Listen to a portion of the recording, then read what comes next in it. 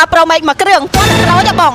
រំលោះម៉ូតូបានទូរស័ព្ទដៃបងរំលោះម៉ូតូបានកាដូ21មុខសម្រាប់បងដែលអត់មានម៉ូតូប្រើប្រាស់នៅក្នុងកំឡុងពេលជិះបនអុំទុកបងអាចមកមើលបានជាមួយនឹងហាងម៉ូតូវិនវិនសបបងរំលោះម៉ូតូបានទាំងកាដូបានទាំងទូរស័ព្ទទៅរកណាបានបងការបងប្រចាំខែធូរមែនតើត្រឹមតែ$60